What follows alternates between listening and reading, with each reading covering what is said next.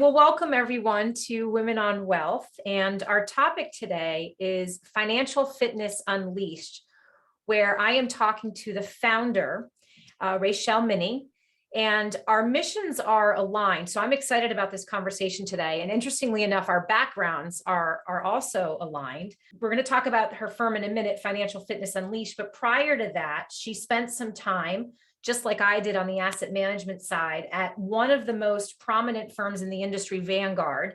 I'm sure many listening own one of their investments. And Raechelle was also a financial advisor for a number of years. So again, very similar background, but with all this success, first of all, welcome. I just wanted to dive right in. Yeah, let's do it. So you clearly have had a very successful background. Why did you pivot to Financial Fitness Unleashed? You created your own firm, and can you talk about what it is? Yeah, I would love to. So as an advisor, I really noticed a lot of women in particular. I worked with a lot of men over the years, right? Many of the men in the relationship or in business are the ones running the money, running the show, right? Which I thought was interesting. And then when I did work with women, it was just a whole different conversation, different questions being asked, different concerns. And even if there were similar concerns with the men, they weren't questions that were being asked. And so I always found that fascinating from a psychology lens. And I always noticed spending a lot more time with women addressing the emotional side, especially when it came to investing. And I just really had this passion for sharing as a woman my experience and talking to all these people and being able to support women in really moving through and navigating the emotional component of money, and specifically with investing as my career progressed. But what I also realized is there was a huge gap in the industry because there weren't a lot of women who were in financial advising. There weren't a lot of women who were managing their money. And if there were just a lot more questions and a lot more uncertainty. Absolutely. I'm sure you experienced that too. So yeah, it's like, okay, there's definitely a market here where I can do a better job helping these women really get started and understand money in an emotional way, in a psychological way, because that's how they want to understand. And that's the lens they look at it first. Sure. But then also be able to get over a lot of the fears and make decisions and confidently make decisions with their money and at the basic level, but then even from a standpoint of accepting and acknowledging that it's possible to build wealth and lots of it and not be afraid of that either.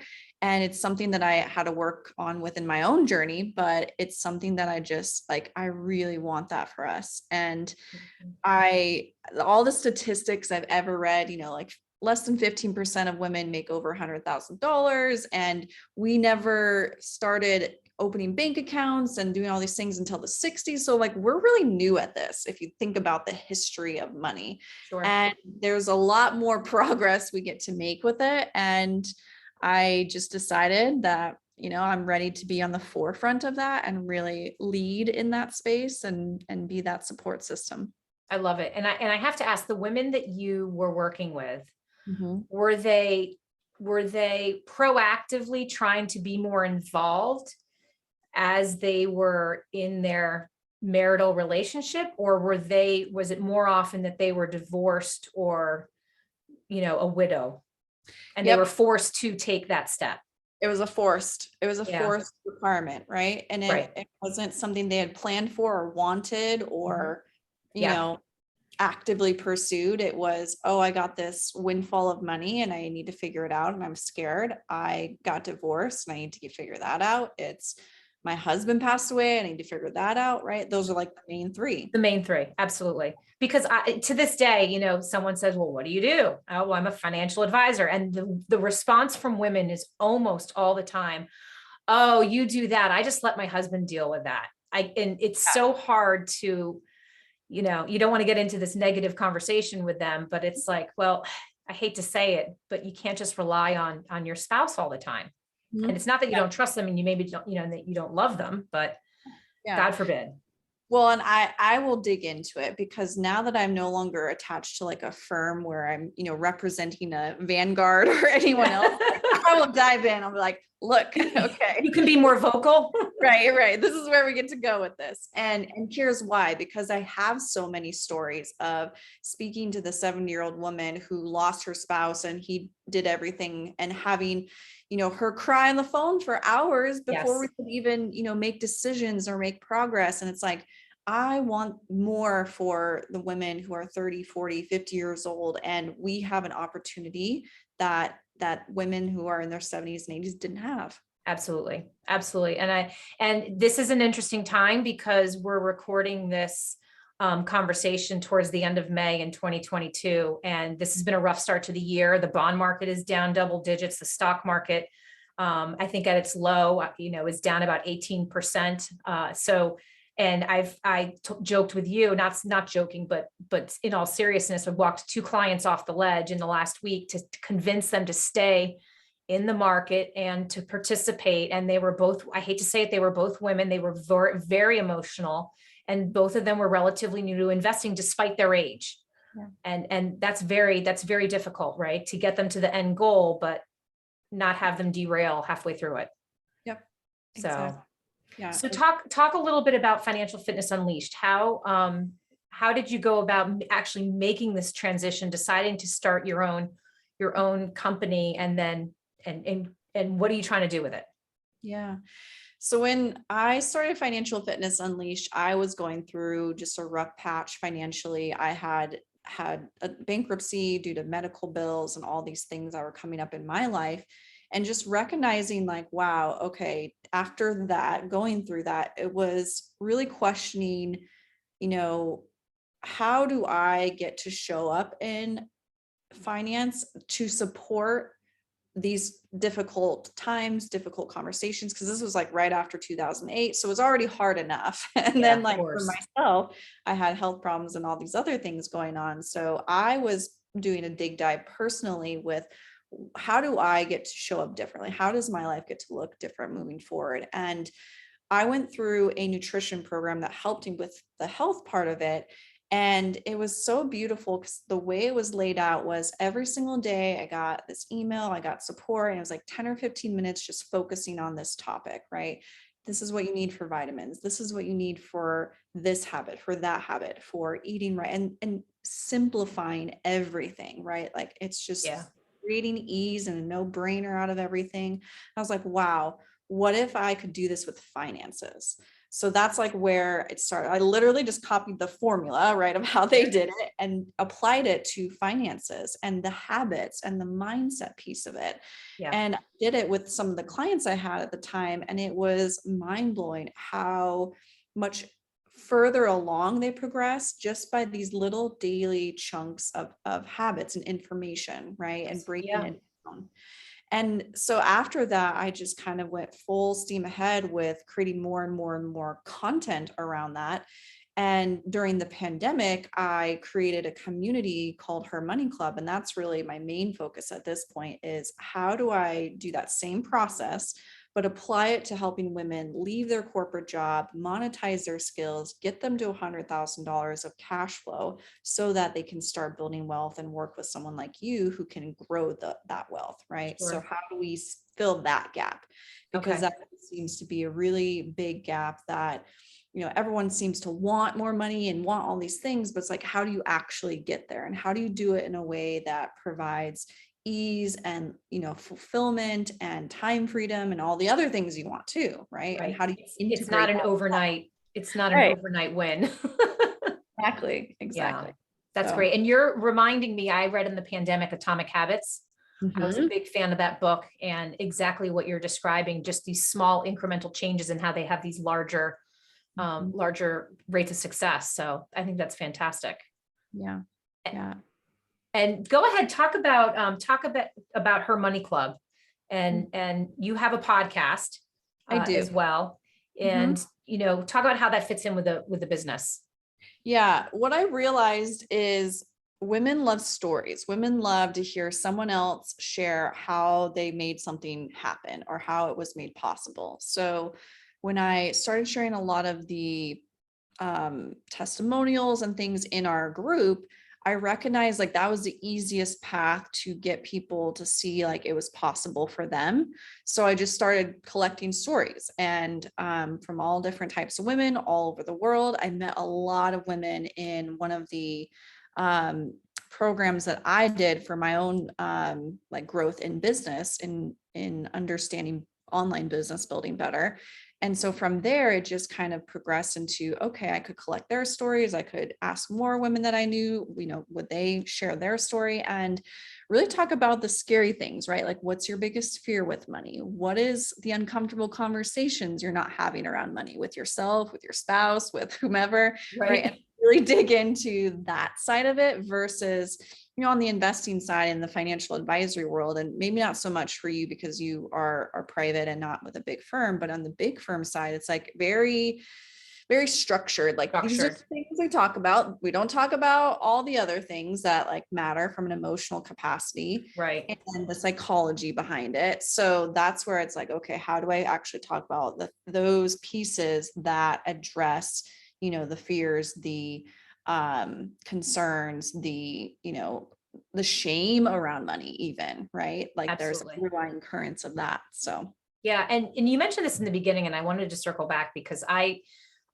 share the same experience as you. I feel like 20 years ago in this business, firms like a Vanguard, I worked at Lord Abbett and JP Morgan, and the big firms like Merrill Lynch and Morgan Stanley, all these big firms wanted more women, right? And the goal 20 years ago was we're going to have more professional women.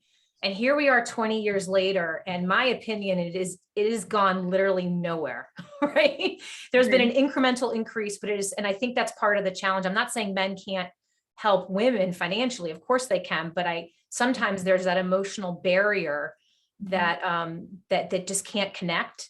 I hear it all the time from women. They're like, oh, I have a male financial advisor, he's really good, but he doesn't really know me, or he doesn't understand me, or I can't ask questions. I don't understand what he's saying. Yeah. Yes, exactly. Questions. Yeah. Yeah. So you agree. And I don't understand why we still don't have more women in this industry, despite all of this attempt from all of the largest firms. But I think it has to do with just our upbringing, right? Like maybe you're not good at math, so therefore you feel like you can't be good at, financial advising and industries like this, right? Same thing with science. Like it all stems from this like very early on, like we like to do our hair, our makeup, or pretty things and whatever. And so that makes the jobs makeup artist and hairstylist, it's just like allowing ourselves to fully step into and be even kind of nudged in a direction where it's like, heck yeah, you can be a financial advisor. right, And like, especially if you're an entrepreneur, right? yeah, absolutely. So I think that's, at least in my experience, what at the millennial stage, like where we we didn't get nudged in a particular direction.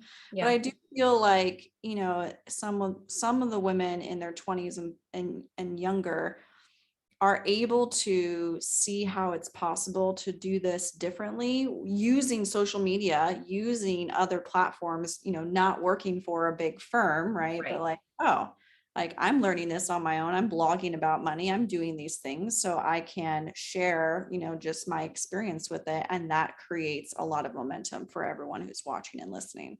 Yeah, no, I agree. Thank you for that. And it's another comment you made going back to sort of your money stories. When I was interviewing women for ideas for this podcast, I realized very quickly, and I'm using the research again, hopefully for a book, that women especially have money memories, that there was something very early in their childhood that instilled some type of emotion, some type of habit around money. Yeah. You're nodding your head. It sounds like you have probably experienced the same thing in working with women. I don't know if there's anything you can share there. Yeah, just my own story in this, because as a child, I was the firstborn, and my father would constantly talk to me about money. He was an entrepreneur, he's in real estate. And so for me, it was like this very enthralling conversation that we'd have around money and like how much he would make and how and why. And I loved those conversations. I was told daddy's girl, like, let's go, like, look at real estate today. Let's go do that. I was like, I don't even know what's happening. I just like spending time with him. Right. And Yeah. I'm in reflecting back on that, I was like, wow, like how unique is that experience compared to a lot of, other people's experience with money. And he also set up a system where we would get paid for chores. And I loved that. Like I loved specifically, I remember being in second grade and like I would have my dollar to go buy my soda, to buy my pizza, right? And I had enough to buy a friend, some soda too. And I just Yeah. felt really good about having done something to create something to then like experience it, right? Yeah. And that was from a very, very young age. So I'm just super grateful that he instilled that in myself so early. But then I'm also super grateful for the more negative experiences, like going through bankruptcy and feeling the fear and the shame and the guilt and all of the emotional side of doing something like that, and Sure. coming out on the other side and still making, in my lifetime, made over 7 figures of income and creating a lot of wealth for myself, right? Like there's the spectrum of it. Absolutely. And it's like so powerful to be able to navigate that and then support others in navigating that too. Yeah. I didn't know that your dad was in real estate. My mother was in real estate. So very similar backgrounds there as well. And I remember using my allowance and cleaning the house. I was obsessed with cleaning our house Yeah. for money. And it was in particular the food pantry. Mhm. To this day, I still hate ants. And for some reason, the floor and the hardwood floor, my family would slip because I Mhm. would polish the floor. But I made money. So I mowed the lawn as often as I could. Like if yeah, he would let me mow the lawn to make $10, I would do yeah, that. absolutely. So, and Mhm. what about, you also talk about eliminating overwhelmed feelings around money. What does that process look like? And what's your experience been there with women?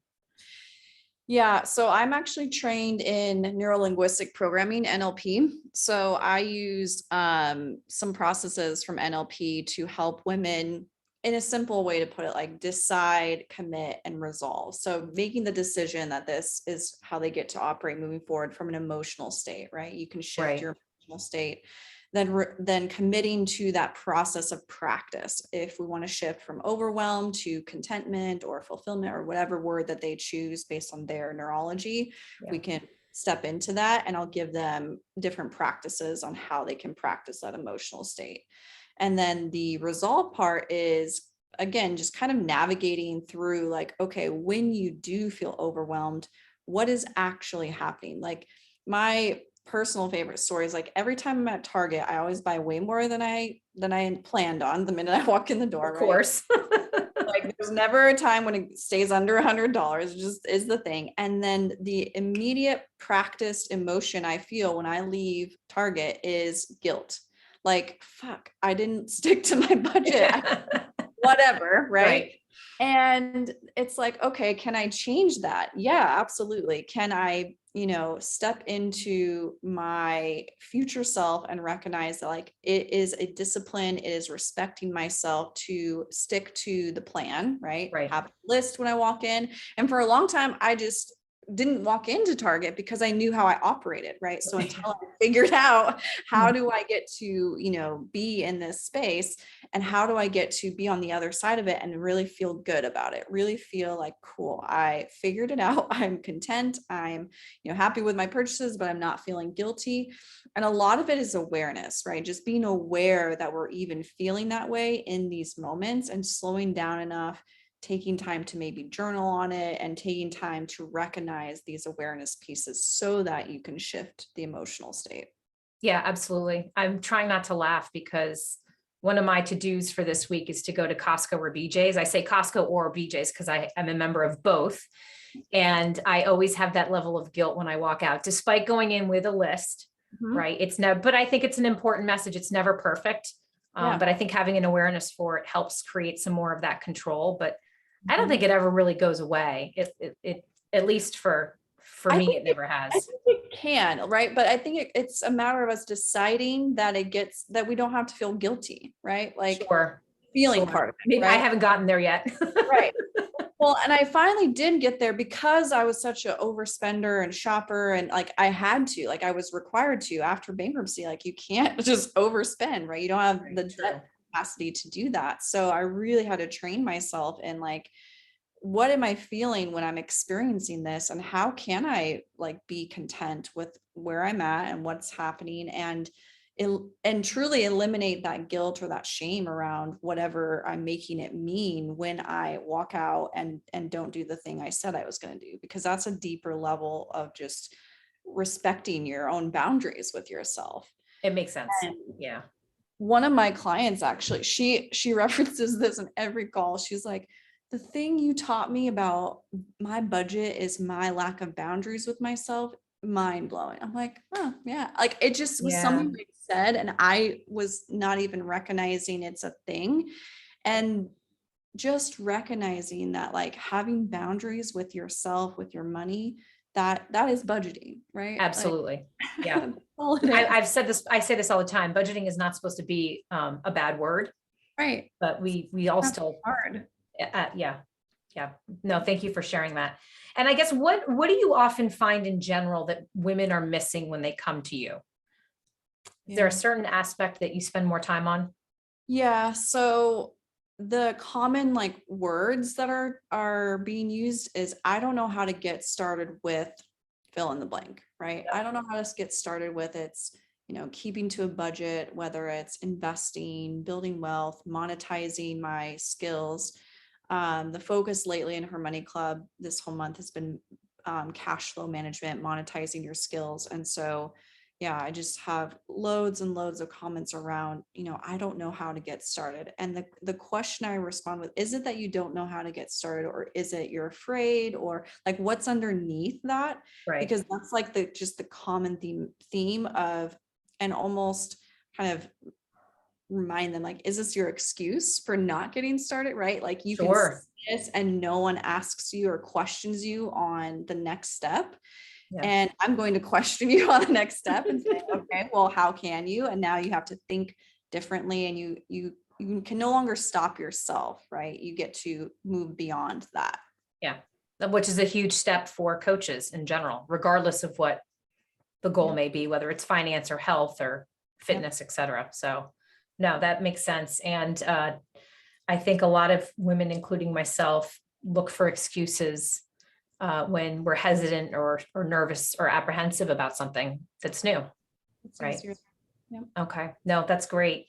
What other, I guess from your perspective, kind of talking to women, what wisdom do you have that you can, that you think is crucial for women to consider as they're, going through their lives, and whether it's from a financial standpoint or whether it's from an emotional standpoint, is there anything you can share?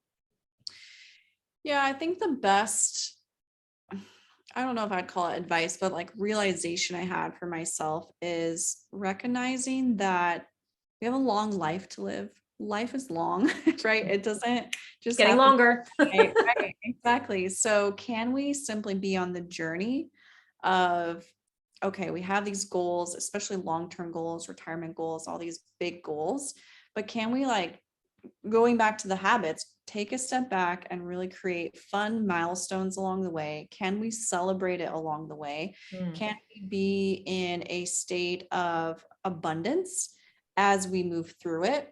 And can we just let it be a little bit easier for ourselves, and starting to ask new questions around how that can be possible, so that we aren't in this state of survival constantly. Even like I have clients who have hundreds of thousands of dollars, millions of dollars, and they still operate from this very scarce, like frugal mindset. It's like, can we just open up a little bit and like relax and enjoy it? Because this is your life. This is important right now to experience it in a way with ease and just fun, right? Like right. it Yeah. doesn't have to be so scary, I Yes. guess. Yeah. And you bring up your comment just now is interesting, because you're not the first speaker on this podcast to reference that people with more money are less anxious about money than those that aren't as fortunate. Yeah. Is that something that you have found as well? Yeah. Usually with the wealthier clients, there's either like kind of two boats. There's either a lot of guilt around how they accumulated wealth, and so they want to try to give more away. So we get to navigate that conversation. Yeah. Or it's and more often okay, I've created all of this wealth and now I'm afraid of losing it. And so there's this fear kind of element of frugalness, and like the things you did to get that wealth are not the things you're going to do and emotionally feel to keep it. And Absolutely. I think that transition point is challenging. Very challenging. Yeah. It's emotional for everyone. And I think managing the emotions and what I love about your process is just creating these small habits and steps. I loved your comment about celebrating along the way. I think that we don't do that enough. So thank you for sharing that. Where can people find you if they want to learn more about you? Yeah, there's an Instagram community called Her Money Club Community, or on Facebook, we also have Her Money Club on Facebook. So you can find me hanging out in there. That's great. Thank you so much, Raechelle. I really appreciate it. And the insight and the observations, especially coming from another female with such a similar background as me in the industry, it's rare. So I appreciate it. Thanks for joining us and sharing the stories today. Yeah, no problem.